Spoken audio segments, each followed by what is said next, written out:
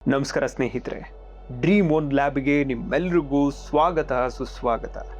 ದಿನದಲ್ಲಿ ಬರೀ 5 ನಿಮಿಷ ಕಣ್ಮುಚ್ಕೊಂಡು ನಾನು ರಿಚ್ ಆಗಿದ್ದೀನಿ ಅಂತ ಯೋಚನೆ ಮಾಡಿದ್ರೆ ನೀವು ನಿಜವಾಗ್ಲೂ ಸಕ್ಸಸ್ಫುಲ್ ಆಗ್ತೀರಾ ಅಂತ ನಿಮ್ಗನ್ಸುತ್ತಾ? ನಿಮ್ಮ ಆನ್ಸರ್ ಹೌದು ಅಂತ ಆದರೆ ನೀವು ನಿಮ್ಮ ಮೈಂಡ್ ಜೊತೆ ಒಂದು ದೊಡ್ಡ ಕಾಮಿಡಿನ ಮಾಡ್ತಿದ್ದೀರಾ ಅಂತ ಅರ್ಥ. ಹೆಚ್ಚಿನ ಜನ ವಿಜುವಲೈಸೇಷನ್ ಅನ್ನೋ ಹೆಸರಲ್ಲಿ ಬರೀ ಹಗಲುಗನಸು ಕಾಣ್ತಿರ್ತಾರೆ. ಅವರು ಒಂದು ದಿನ ಕನಸನ್ನು ನೋಡ್ತಾರೆ, ಹಾಗೆ ಮಾರನೇ ದಿನ ಫ್ರಸ್ಟ್ರೇಷನ್ನಲ್ಲಿ ಓಡಾಡ್ತಾ ಇರ್ತಾರೆ, ನನ್ನ ಗೋಲ್ ಯಾಕೆ ಮ್ಯಾನಿಫೆಸ್ಟ್ ಆಗ್ತಾ ಇಲ್ಲ ಅಂತ. ರಿಯಾಲಿಟಿ ಏನಂದ್ರೆ, ಯೂನಿವರ್ಸ್ ನಿಮ್ಮ ಅರ್ಧಂಬರ್ಧ ಇಮ್ಯಾಜಿನೇಷನ್ಸ್ನ ಯಾವತ್ತೂ ರಿಯಾಲಿಟಿಯಾಗಿ ಕನ್ವರ್ಟ್ ಮಾಡಲ್ಲ, ನೆನ್ಪಿಟ್ಕೊಳ್ಳಿ.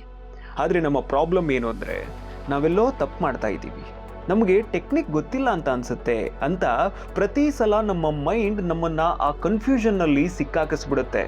ಡೋಂಟ್ ವರಿ, ಇವತ್ತು ನೀವು ಎಂಥ ಟೆಕ್ನಿಕನ್ನು ಕಲಿತೀರಿ ಅಂದರೆ ಅದನ್ನ ವರ್ಲ್ಡ್ಸ್ನ ಟಾಪ್ 1% ಅಚೀವರ್ಸ್ ಯೂಸ್ ಮಾಡ್ತಾರೆ.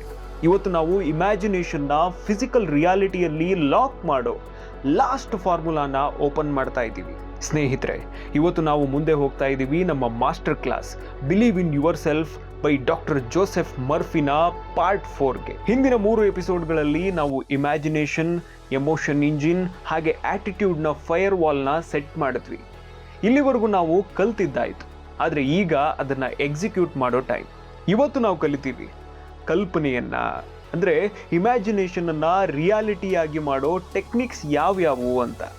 ಇವತ್ತು ನಾವು ಈ ಬುಕ್ನ ಅತಿ ಅಡ್ವಾನ್ಸ್ ಕಾನ್ಸೆಪ್ಟ್ನ ಅರ್ಥ ಮಾಡ್ಕೋತೀವಿ. Visualising the end results, living in the mental image ಹಾಗೆ ರಿಪಿಟೇಷನ್ನ ಪವರ್ ಬಗ್ಗೆ ನಾವು ಕಲಿತೀವಿ.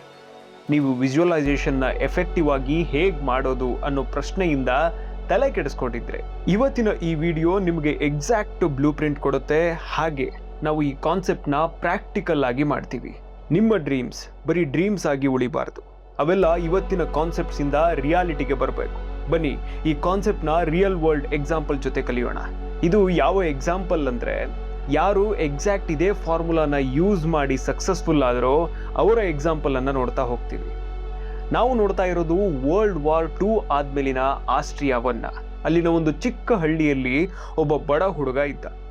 ಅವನ ಮನೆಯಲ್ಲಿ ಸರಿಯಾಗಿ ಕರೆಂಟ್ ಇರಲಿಲ್ಲ, ನೀರು ಕೂಡ ಇರಲಿಲ್ಲ. ಆ ಹುಡುಗನಿಗೆ ಒಂದೇ ಡ್ರೀಮ್ ಇತ್ತು, ಅಮೇರಿಕಾಗೆ ಹೋಗಬೇಕು, ವರ್ಲ್ಡ್ಸ್ನ ಬಿಗ್ಗೆಸ್ಟ್ ಬಾಡಿ ಬಿಲ್ಡರ್ ಆಗಬೇಕು ಅಂತ, ಹಾಗೆ ಹಾಲಿವುಡ್ನ ಬಿಗ್ಗೆಸ್ಟ್ ಸೂಪರ್ ಸ್ಟಾರ್ ಆಗಬೇಕು ಅಂತ. ಆ ಹುಡುಗನ ಹೆಸರೇ ಅರ್ನಾಲ್ಡ್ ಶ್ವಾರ್ಜಿನೆಗ್ಗರ್. ಜನ ಅವನನ್ನು ನೋಡಿ ನಗಾಡ್ತಾ ಇದ್ರು.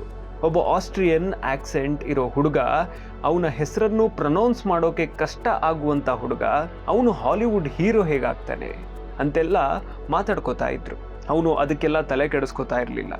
ಅವನ ಸ್ಟ್ರಗಲ್ ತುಂಬಾ ರಿಯಲ್ ಆಗಿತ್ತು. ಆದರೆ ಅರ್ನಾಲ್ಡ್ ಯಾವತ್ತೂ ಪ್ರಾಸೆಸ್ನ, ಅಂದರೆ ದಾರಿನ ವಿಜುವಲೈಸ್ ಮಾಡ್ತಿರ್ಲಿಲ್ವಂತೆ. ಅವನು ಯಾವಾಗಲೂ ಎಂಡ್ ರಿಸಲ್ಟ್ಸ್ನ ಮಾತ್ರ ವಿಜುವಲೈಸ್ ಮಾಡ್ತಿದ್ದ. ಅರ್ನಾಲ್ಡ್ ಜಿಮ್ನಲ್ಲಿ ವೇಟ್ಸ್ ಎತ್ತುವಾಗ ತಮಗೆ ಪೇನ್ ಆಗ್ತಿದೆ, ಮಸಲ್ ಬರ್ತಿದೆ ಅಂತ ಯೋಚನೆ ಮಾಡ್ತಿರ್ಲಿಲ್ಲ. ಅವನು ಡೈರೆಕ್ಟಾಗಿ ವಿಜುವಲೈಸ್ ಮಾಡ್ತಾ ಇದ್ದಿದ್ದು ತಾನು ಸ್ಟೇಜ್ ಮೇಲೆ ನಿಂತಿರೋದನ್ನ, ಲಕ್ಷಾಂತರ ಜನ ಅವರ ಹೆಸರನ್ನ ಕೂಗ್ತಿರೋದನ್ನ, ಹಾಗೆ ಅವನ ಕೈಯಲ್ಲಿ ಮಿಸ್ಟರ್ ಒಲಿಂಪಿಯಾನ ಟ್ರೋಫಿ ಇರೋ ಥರ ವಿಜುವಲೈಸ್ ಮಾಡ್ತಿದ್ದ. ಅವನು ಆಗಲೇ ಡಾಕ್ಟರ್ ಮರ್ಫಿಯ living in the mental image ರೂಲ್ನ ಅಳವಡಿಸ್ಕೊಂಡಿದ್ರು. ಅರ್ನಾಲ್ಡ್ ತಮ್ಮ ಮೈಂಡ್ನಲ್ಲಿ ಆಲ್ರೆಡಿ ಚಾಂಪಿಯನ್ ಆಗಿದ್ರು. ಫಿಸಿಕಲ್ ರಿಯಾಲಿಟಿನ ಚೇಂಜ್ ಮಾಡಬೇಕಾಗಿತ್ತು ಅಷ್ಟೇ. ಅವರು ಆ್ಯಕ್ಟಿಂಗ್ ಸ್ಟಾರ್ಟ್ ಮಾಡಿದಾಗಲೂ ಎಕ್ಸಾಕ್ಟ್ ಎಂಡ್ ರಿಸಲ್ಟನ್ನೇ ನೋಡ್ತಾ ಇದ್ರು. ದೊಡ್ಡ ದೊಡ್ಡ ಸಿನಿಮಾ ಥಿಯೇಟರ್ಸ್ ಹೊರಗಡೆ ತಮ್ಮ ಹೆಸರಿನ ಬ್ಯಾನರ್ಸ್ ಇರೋ ಹಾಗೆ, ಕೈಯಲ್ಲಿ ದೊಡ್ಡ ಅಮೌಂಟ್ನ ಚೆಕ್ ಇರೋ ಹಾಗೆ ಇಮ್ಯಾಜಿನ್ ಮಾಡ್ತಿದ್ರು.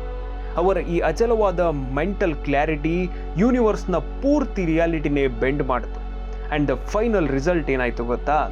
ಅರ್ನಾಲ್ಡ್ಸ್ ವರ್ಲ್ಡ್ನ ಟಾಪ್ ಆ್ಯಕ್ಷನ್ ಸ್ಟಾರ್ ಆಗಿ ಮಿಂಚಿದ್ರು. ಒಂದೊಂದು ಮೂವಿಗೂ $20 ಮಿಲಿಯನ್ ಪೇಮೆಂಟ್ ಸಿಗೋಕೆ ಶುರುವಾಯಿತು. ಇವತ್ತಿನ ಲೆಕ್ಕಕ್ಕೆ 20 ಮಿಲಿಯನ್ ಅಂದರೆ ಸುಮಾರು 165 ಕೋಟಿ ರೂಪಾಯಿ. ಅರ್ನಾಲ್ಡ್ ಪ್ರೂವ್ ಮಾಡಿದ್ರು, ವಿಜುವಲೈಸೇಷನ್ ಅಂದರೆ ಬರೀ ಯೋಚನೆ ಮಾಡೋದಲ್ಲ, ವಿಜುವಲೈಸೇಷನ್ ಅಂದರೆ ಆ ಎಂಡ್ ರಿಯಾಲಿಟಿ ಒಳಗೆ ಉಸಿರಾಡೋದು ಅಂತ ಅರ್ಥ. ನೀವು ನಿಮ್ಮ ಮೈಂಡಲ್ಲಿ ಏನನ್ನ ಫಿಕ್ಸ್ ಮಾಡ್ತಿರೋ ಅದೇ ಫಿಸಿಕಲ್ ರಿಯಾಲಿಟಿಯಲ್ಲಿ ಬದಲಾಗ್ತಾ ಹೋಗುತ್ತೆ ಅಂತ ಪ್ರೂವ್ ಮಾಡಿದ್ರು. ಇದು ಮ್ಯಾಜಿಕ್ ಅಲ್ಲ, ನಿಮ್ಮ ಸಬ್ಕಾನ್ಷಿಯಸ್ ಮೈಂಡ್ನ ಅನ್ಟೋಲ್ಡ್ ಪವರ್. ಇದನ್ನು ನಮ್ಮ ಡೈಲಿ ಲೈಫ್ನ ಎಕ್ಸಾಂಪಲ್ ಜೊತೆ ಕನೆಕ್ಟ್ ಮಾಡಿಕೊಂಡು ಅರ್ಥ ಮಾಡ್ಕೊಳ್ಳೋಣ. ಬನ್ನಿ ಯೋಚನೆ ಮಾಡಿ. ನೀವು ಒಂದು ಮನೆ ಕಟ್ಟಬೇಕು ಅಂತ ಇದ್ದೀರಾ. ನೀವು ನೇರವಾಗಿ ಇಟ್ಟಿಗೆ ಹಾಗೆ ಸಿಮೆಂಟ್ ತೊಗೊಂಡು ಫೀಲ್ಡಿಗೆ ಇಳಿದ್ಬಿಡ್ತೀರಾ? ಇಲ್ಲ ಅಲ್ವಾ? ಫಸ್ಟ್ ನೀವು ಒಬ್ಬ ಆರ್ಕಿಟೆಕ್ಟ್ ಹತ್ರ ಹೋಗಿ ಒಂದು ಬ್ಲೂ ಪ್ರಿಂಟ್ ರೆಡಿ ಮಾಡಿಸ್ತೀರಾ. ಎಲ್ಲಿವರೆಗೂ ಆ ನಕ್ಷೆ ಪೇಪರ್ ಮೇಲೆ 100% ಕ್ಲಿಯರ್ ಹಾಗೆ ಫೈನಲ್ ಆಗಲ್ವೋ ಅಲ್ಲಿವರೆಗೂ ಕನ್ಸ್ಟ್ರಕ್ಷನ್ ಸ್ಟಾರ್ಟ್ ಮಾಡೋದೇ ಇಲ್ಲ ಅಲ್ವಾ? ನಿಮ್ಮ ಕಾನ್ಷಿಯಸ್ ಮೈಂಡ್ ಅಂದರೆ ಯೋಚನೆ ಮಾಡೋ ಮೈಂಡ್ ಆ ಆರ್ಕಿಟೆಕ್ಟ್ ಇದ್ದ ಹಾಗೆ, ನಿಮ್ಮ ಸಬ್ ಕಾನ್ಷಿಯಸ್ ಮೈಂಡ್ ಆ ಬಿಲ್ಡರ್ ಅಥವಾ ಕಾಂಟ್ರಾಕ್ಟರ್ ಇದ್ದ ಹಾಗೆ. ಈ ವಿಜುವಲೈಸೇಷನ್ ಟೆಕ್ನಿಕ್ನ 3 ಸಿಂಪಲ್ ಪಾರ್ಟಲ್ಲಿ ಅರ್ಥ ಮಾಡ್ಕೊಳ್ಳೋಣ ಬನ್ನಿ. Component number 1, clarity of the end result. ನಿಮಗೆ ಎಕ್ಸಾಕ್ಟ್ ಏನು ಮಾಡಬೇಕು ಅಂತ ಗೊತ್ತಿರಬೇಕು. ನನಗೆ ರಿಚ್ ಆಗಬೇಕು ಅನ್ನೋದು ಒಂದು ಬ್ಲರ್ ಆಗಿರೋ ಬ್ಲೂ ಪ್ರಿಂಟ್. ನನ್ನ ಬ್ಯಾಂಕ್ ಅಕೌಂಟ್ನಲ್ಲಿ 1 ಮಿಲಿಯನ್ ಕ್ರಾಸ್ ಆಗಿದೆ, ನಾನು ಫಿನಾನ್ಷಿಯಲಿ ಫ್ರೀ ಆಗಿದ್ದೀನಿ ಅನ್ನೋದು ಒಂದು ಕ್ಲಿಯರ್ ಬ್ಲೂ ಪ್ರಿಂಟ್. ನಿಮ್ಮ ಎಂಡ್ ರಿಸಲ್ಟನ್ನು ಕ್ರಿಸ್ಟಲ್ ಕ್ಲಿಯರ್ ಆಗಿ ನೋಡಿ. ಕಾಂಪೊನೆಂಟ್ ನಂಬರ್ 2, ಫೀಲಿಂಗ್ಸ್ ಹಾಗೆ ರಿಪಿಟೇಷನ್ನ ರೋಲ್. ಹೇಗೆ ಬ್ಲೂ ಪ್ರಿಂಟ್ನ ಪೇಪರ್ ಮೇಲೆ ಪ್ರಿಂಟ್ ಮಾಡಬೇಕು ಹಾಗೆ ನಿಮ್ಮ ಗೋಲ್ನ ಮೈಂಡ್ ಮೇಲೆ ಪ್ರಿಂಟ್ ಮಾಡೋಕೆ ನಿಮಗೆ ರಿಪಿಟೇಷನ್ ಮತ್ತು ಹೈ ಎಮೋಷನ್ನ ಅವಶ್ಯಕತೆ ಇರುತ್ತೆ. ನೀವು ಎಷ್ಟು ಸಲ ಆ ಎಂಡ್ ರಿಸಲ್ಟ್ನ ಇಮೇಜ್ನ ಖುಷಿಯಿಂದ ವಿಜುವಲೈಸ್ ಮಾಡ್ತಿರೋ ಅಷ್ಟು ಆಳವಾಗಿ ಅದು ಮೈಂಡ್ ಮೇಲೆ ಪ್ರಿಂಟ್ ಆಗುತ್ತೆ. ಆ್ಯಂಡ್ ಕಾಂಪೊನೆಂಟ್ ನಂಬರ್ 3, ಆ್ಯಕ್ಷನ್, ಬಿಲೀಫ್ನ ರೋಲ್. ಒಂದು ಸಲ ಬ್ಲೂ ಪ್ರಿಂಟ್ನ ಬಿಲ್ಡರ್ಗೆ ಕೊಟ್ಟ ಮೇಲೆ ನೀವು ಪ್ರತಿ 10 ನಿಮಿಷಕ್ಕೆ ಹೋಗಿ ಗೋಡೆ ಹೇಗೆ ಕಟ್ತಿದ್ಯಾ ಅಂತ ಕೇಳಲ್ಲ. ನೀವು ಅವನ ಮೇಲೆ ಕಂಪ್ಲೀಟ್ ಆಗಿ ನಂಬಿಕೆ ಇಡ್ತೀರಾ. ನಿಮ್ಮ ಮೆಂಟಲ್ ಇಮೇಜ್ ಸಬ್ಕಾನ್ಷಿಯಸ್ಸಲ್ಲಿ ಪ್ರಿಂಟ್ ಆದಮೇಲೆ ಅದು ಆಟೋಮೆಟಿಕ್ ಆಗಿ ಎಕ್ಸಿಕ್ಯೂಟ್ ಆಗುತ್ತೆ. ಹೇಗಾಗುತ್ತೆ ಅಂತ ಕೇಳೋದು ನಿಮ್ಮ ಕೆಲಸ ಅಲ್ಲ, ಏನಾಗುತ್ತೆ ಅಂತ ಡಿಸೈಡ್ ಮಾಡೋದು ಮಾತ್ರ ನಿಮ್ಮ ಕೆಲಸ. ಈ ಟೆಕ್ನಿಕ್ ಬರೀ ಇವತ್ತಿಂದಷ್ಟೇ ಅಲ್ಲ, ಹಿಸ್ಟ್ರಿಯ ಅತಿ ದೊಡ್ಡ ಡಿಸ್ಕವರೀಸ್ನ ಸೀಕ್ರೆಟ್ ಇದು. ಮಹಾನ್ ಆರ್ಟಿಸ್ಟ್ ಮೈಕಲ್ ಆಂಜೆಲೋ ತಮ್ಮ ಡೇವಿಡ್ ಮೂರ್ತಿಯನ್ನ ಮಾಡೋಕ್ಕೂ ಮುಂಚೆ ನಾನು ಆ ಕಲ್ಲಿನ ಒಳಗೆ ದೇವತೆನ ಮೊದಲೇ ನೋಡಿದ್ದೆ, ನಾನು ಬರೀ ಆ ಕಲ್ಲನ್ನ ಎಲ್ಲಿ ದೇವತೆ ಇಲ್ಲ ಅಲ್ಲ ಅಲ್ಲಿ ಮಾತ್ರ ಕೆತ್ತದೆ ಅಷ್ಟೇ ಅಂತ ಹೇಳಿದ್ರು. ಏನು ಸೂಪರ್ ಆಗಿರೋ ಥಾಟ್ ಅಲ್ವಾ ಅದು? ರೈಟ್ ಬ್ರದರ್ಸ್ ಏರೋಪ್ಲೇನ್ ಮಾಡೋಕ್ಕೂ ಮುಂಚೆ ಏರೋಪ್ಲೇನ್ ಹಾರ್ತಿರೋ ಥರ ಸಾವಿರಾರು ಸಾರಿ ಎಂಡ್ ರಿಸಲ್ಟನ್ನು ತಮ್ಮ ಮೈಂಡಲ್ಲೇ ನೋಡ್ತಾ ಇದ್ರಂತೆ. ಆ್ಯಂಡ್ ಇನ್ನು ಆಲ್ಬರ್ಟ್ ಐನ್ಸ್ಟೀನ್ ತಮ್ಮ ಎಲ್ಲ ಥಿಯರೀಸ್ನ ಫಸ್ಟ್ ಮೈಂಡಲ್ಲಿ ಒಂದು ಮೂವಿ ಥರ ರನ್ ಮಾಡಿ ನೋಡ್ತಾ ಇದ್ರಂತೆ. ರಿಯಲ್ ಲೈಫ್ನಲ್ಲಿ ಈ ಕಾನ್ಸೆಪ್ಟ್ನ ನೀವು ಪ್ರತಿ ದಿನ ಯೂಸ್ ಮಾಡಿರ್ತೀರ. ಯೋಚನೆ ಮಾಡಿ, ನೀವು ಯಾವುದಾದ್ರೂ ಕಾಸ್ಟ್ಲಿ ರೆಸ್ಟೋರೆಂಟ್ಗೆ ಹೋಗ್ತೀರಾ, ಮೆನು ನೋಡಿ ಒಂದು ಸ್ಪೆಷಲ್ ಡಿಶ್ನ ಆರ್ಡರ್ ಮಾಡ್ತೀರಾ ಅಂತ ಅಂದ್ಕೊಳ್ಳಿ.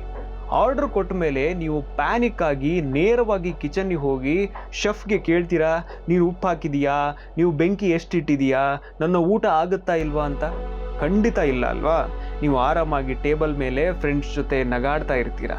ಯಾಕಂದರೆ ನಿಮಗೆ ಪೂರ್ತಿ ಬಿಲೀಫ್ ಇದೆ ಏನಂದರೆ ನೀವು ಏನು ಆರ್ಡರ್ ಕೊಟ್ಟಿದ್ದೀರೋ ಅದು ಎಂಡ್ ರಿಸಲ್ಟ್ ಆಗಿ ನಿಮ್ಮ ಟೇಬಲ್ಗೆ ಬಂದೇ ಬರುತ್ತೆ ಅಂತ. ಇದುವೇ living in the end result concept. ನಿಮ್ಮ ಡ್ರೀಮ್ನ ಡೆಲಿವರಿ ಮೇಲೆ ಡೌಟ್ ಪಡೋದನ್ನು ಸ್ಟಾಪ್ ಮಾಡಿ, ಅದನ್ನು ಅಕ್ಸೆಪ್ಟ್ ಮಾಡಿ. ಎಲ್ಲವೂ ನೀವು ಹೇಳ್ದಂಗೆ, ನೀವು ಇಮ್ಯಾಜಿನ್ ಮಾಡ್ದಂಗೆ ಆಗುತ್ತೆ.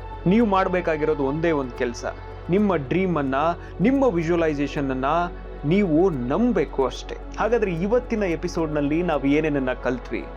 ಯಾವತ್ತೂ ಹೆಂಗಾಗುತ್ತೋ ಏನೋ ಅಂತ ವಿಜುವಲೈಸ್ ಮಾಡಬೇಡಿ, ಹೀಗೆ ಆಗಬೇಕು ಅಂತ ವಿಜುವಲೈಸ್ ಮಾಡಿ. ಸೆಕೆಂಡ್ 1, ವಿಜುವಲೈಸೇಷನಲ್ಲಿ ರೆಗ್ಯುಲಾರಿಟಿ ಇರಬೇಕು. ಯಾವ ಇಮೇಜ್ ಪದೇ ಪದೇ ಮೈಂಡ್ ಮೇಲೆ ಪ್ರಿಂಟ್ ಆಗುತ್ತೋ ಅದೇ ರಿಯಾಲಿಟಿ ಆಗುತ್ತೆ. ಇನ್ನು ಥರ್ಡ್ 1, ನಿಮ್ಮ ಕಾನ್ಷಿಯಸ್ ಮೈಂಡ್ ಆರ್ಕಿಟೆಕ್ಟ್ ಆಗಿದೆ, ಹಾಗೆ ಸಬ್ ಕಾನ್ಷಿಯಸ್ ಮೈಂಡ್ ಬಿಲ್ಡರ್ ಆಗಿದೆ. ಬಿಲ್ಡರ್ ಕೆಲಸದಲ್ಲಿ ತಲೆ ಹಾಕಬೇಡಿ, ಅದಕ್ಕೆ ಅದರ ಪಾಡಿಗೆ ಕೆಲಸ ಮಾಡೋಕೆ ಬಿಟ್ಬಿಡಿ. ಇನ್ನು ಫೋರ್ತ್ 1, ಲೈಫ್ನಲ್ಲಿ ಎಷ್ಟೇ ಸ್ಟ್ರಗಲ್ ಪೇನ್ ಇದ್ರೂ ನಿಮ್ಮ ಮೈಂಡ್ನ ಒಳಗಡೆ ನಿಮ್ಮ ಡೆಸ್ಟಿನೇಷನನ್ನು ಕ್ಲಿಯರ್ ಆಗಿ ಇಟ್ಕೊಳ್ಳಿ. ಇಷ್ಟನ್ನು ನೋಡಿದ್ಮೇಲೆ ನಿಮ್ಮ ತಲೆಯಲ್ಲಿ ಒಂದು ಪ್ರಶ್ನೆ ಬಂದಿರುತ್ತೆ ಅಂತ ನನಗೆ ಗೊತ್ತು. ನಾವು ಎಂಡ್ ರಿಸಲ್ಟ್ನ ಹೇಗೆ ವಿಜುವಲೈಸ್ ಮಾಡಬೇಕು, ಮೈಂಡ್ನಲ್ಲಿ ಬ್ಲೂ ಪ್ರಿಂಟ್ ಹೇಗೆ ಪ್ರಿಂಟ್ ಮಾಡಬೇಕು ಅಂತ ನೋಡಿದ್ವಿ. ಆದರೆ ನಾವು ಪದೇ ಪದೇ ಈ ಸಬ್ಕಾನ್ಷಿಯಸ್ ಮೈಂಡ್ನ ಬಗ್ಗೆ ಮಾತಾಡ್ತಿದ್ದೀವಿ. ಅದು ಬಿಲ್ಡರ್ ಆಗಿದೆ ಅಂತ ಎಲ್ಲ ಅರ್ಥ ಮಾಡ್ಕೊತಾ ಇದ್ದೀವಿ. ಆದರೆ ಅಸಲಿಗೆ ಈ ಸಬ್ಕಾನ್ಷಿಯಸ್ ಮೈಂಡ್ ಪ್ರಾಪರ್ ಆಗಿ ಕೆಲಸ ಹೇಗೆ ಮಾಡುತ್ತೆ, ಇದಕ್ಕೆ ಯಾವಾಗ ಯಾವ ಥರ ಇನ್ಸ್ಟ್ರಕ್ಷನ್ಸ್ನ ಕೊಡೋದು ಅತಿ ಸೇಫ್ ಹಾಗೆ ಪವರ್ಫುಲ್ ಆಗಿರುತ್ತೆ ಅಂತೆಲ್ಲ ವಿಚಾರ ಮಾಡ್ತಿದ್ದೀರಾ ಅಲ್ವಾ? ಅದನ್ನೆಲ್ಲ ನೀವು ನೆಕ್ಸ್ಟ್ ಎಪಿಸೋಡ್ನಲ್ಲಿ ನೋಡ್ತೀರಾ.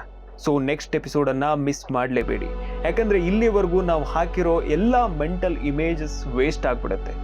ಈಗ ಟೈಮ್ ಬಂದಿದೆ ಸೈಕಾಲಜಿಯ ಡೀಪ್ ಅಂಡರ್ಗ್ರೌಂಡ್ ವೈರಿಂಗ್ನ ಅರ್ಥ ಮಾಡ್ಕೊಳ್ಳೋದಕ್ಕೆ.